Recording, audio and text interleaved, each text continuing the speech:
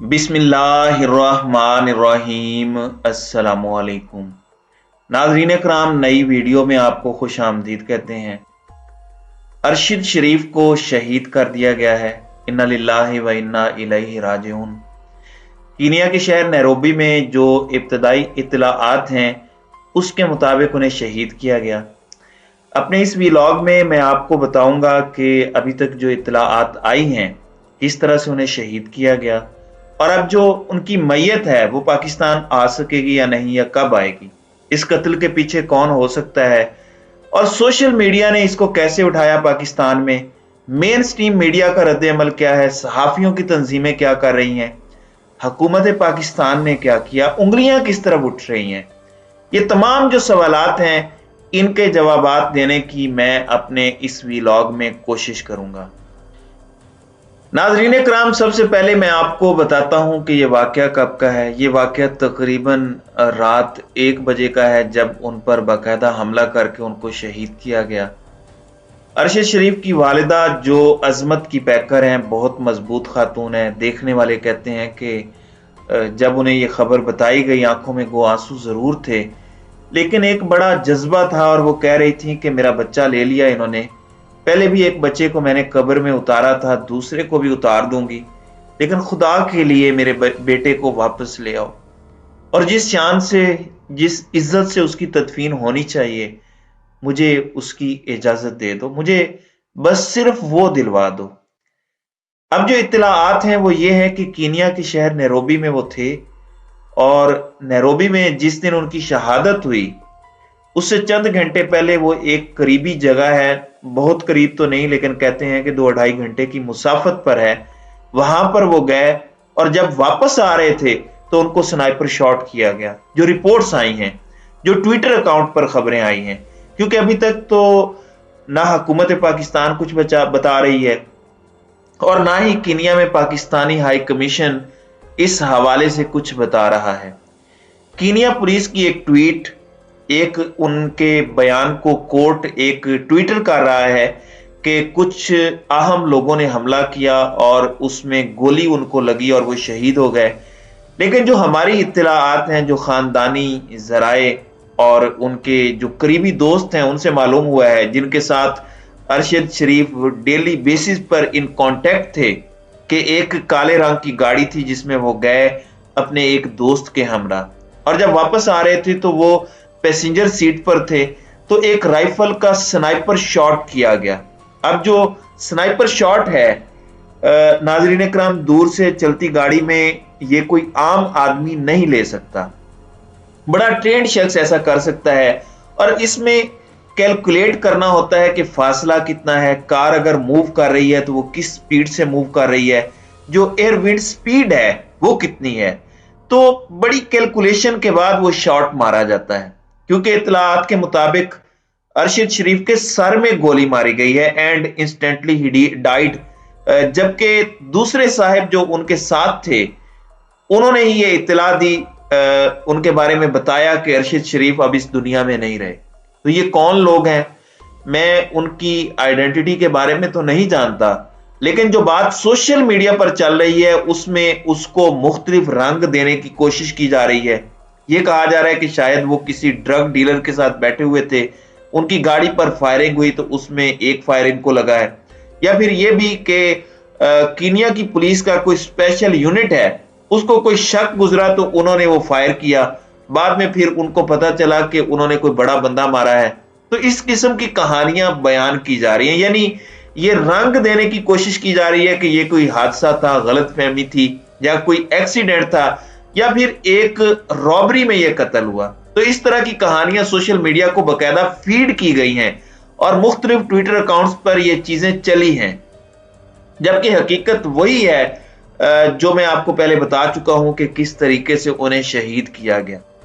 अब इसमें जो उनके साथ था या जो भी उनको लेके गया, वो जो मूवमेंट थी वो पूरी तरह ट्रैक हो रही थी, और देखा जा रहा था उनको कि वो कहां जा रहे हैं, किस तरफ जा रहे हैं, और फिर उसके बाद उन्हें निशाना बनाया गया। नाज़रीन कराम, ये बड़ी तकलीफ दे बातें हैं, क्योंकि इसके बाद गवर्नमेंट ऑफ पाकिस्तान भी बिल्कुल चुप रही सारी रात, اور جو ہائی کمیشن ہے کینیا کا، ان سے متعدد بار کئی صحافیوں نے بات کرنے کی کوشش کی، تو ایسا لگ رہا ہے کہ جیسے ان کے پاس کوئی انفارمیشن تو ہے لیکن وہ دے نہیں رہے اور کسی دباؤ میں ہیں، وہ انفارمیشن دینا نہیں چاہتے اور انتظار کرنا چاہ رہے ہیں۔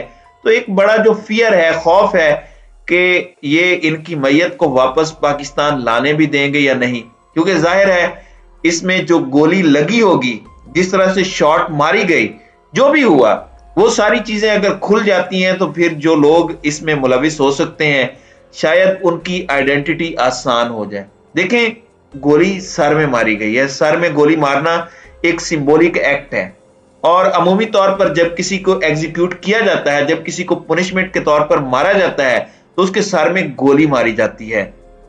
یہ مختلف پاورفل ایجنسیز اور پاورفل جو اسٹیبلشمنٹس ہیں وہ یہ کام کرتی ہیں۔ تو اب ایک بات تو طے ہے، پیچھے جو بھی ہے، مارنے والا، پلان کرنے والا، جو کوئی بھی طاقت ہے، اس کے بارے میں تو ابھی تک جب تک کوئی ابتدائی رپورٹ نہ آ جائے میں کچھ کہہ نہیں سکتا، لیکن یہ پاورفل لوگ ہیں، اور سر پر جو گولی ماری گئی ہے تو اس کا مطلب یہ ہے کہ شاید ایک طرح سے ایگزیکیوٹ کیا گیا ہے۔ اب میت نہ دینا یا اس میں تاخیر کرنا شاید اس بات کی طرف اشارہ ہو سکتا ہے کہ ہم عبرتناک سلوک کر سکتے ہیں، چاہے آپ کا سٹیٹس ارشد شریف جتنا ہی کیوں نہ ہو۔ آج کل ارشد شریف کیا کر رہے تھے، کینیا میں وہ کیوں تھے؟ یہ بڑے اہم سوالات ہیں جن کا تعلق پاکستان کی صورتحال سے ہے۔ کوئی بھی ان کے قتل میں ملوث ہو، میں اس بحث میں ابھی نہیں جاتا، مگر ایک سوال کرنا تو بنتا ہے کہ وہ کون لوگ ہیں، وہ کیا حالات ہیں جنہوں نے پاکستان میں زمین اتنی تنگ کر دی کہ ارشد شریف جیسے ایک ڈیکوریٹڈ جرنلسٹ کو، جو پرائڈ آف پرفارمنس تھا، اور پتہ نہیں کیا کیا اس نے رپورٹ کیا، انویسٹیگیشنز کی اور کرپشن کے کیسز کو انفولڈ کیا، آخر کیا وجہ تھی کہ اس کو یہ ملک چھوڑ کر بھاگنا پڑا؟ وہ ایک ملک سے دوسرے ملک، دوسرے سے تیسرے ملک بھاگتا رہا، اور بالآخر جس خوف سے وہ یہاں سے بھاگا تھا، کینیا میں وہ گولی اس کے سر میں مار دی گئی اور اس نے جام شہادت نوش کیا اور وہ اللہ کو پیارا ہو گیا۔ کیوں یہ حالات ہوئے؟ کس نے یہ حالات کریٹ کیے؟ ان کی رسپانسبلٹی، اس پر تو کوئی کمپرومائز نہیں ہو سکتا، وہ تو انہوں نے کیا جس نے کیا۔ تو اب یہ جو اس وقت صورتحال ہے، اگر چیف جسٹس آف پاکستان اس کا نوٹس لیں، ایک انکوائری بٹھائیں، کیونکہ کوئی جرنلسٹ یہاں سے بھاگ رہا ہے، کیوں لوگوں کو برہنہ کیا جا رہا ہے، کیوں ان کو بے عزت کیا جا رہا ہے، مارا پیٹا جا رہا ہے، قتل کیا جا رہا ہے۔ ارشد شریف جیسا صحافی اگر قتل ہو سکتا ہے اس ملک میں، اگر اس کو تحفظ بھی نہیں ہے، وہ بھاگتا ہے اور پھر بھی نہیں بچ سکتا، باہر جا کر بھی نہیں بچ سکتا، تو اس میں کیا میسج چھپا ہے؟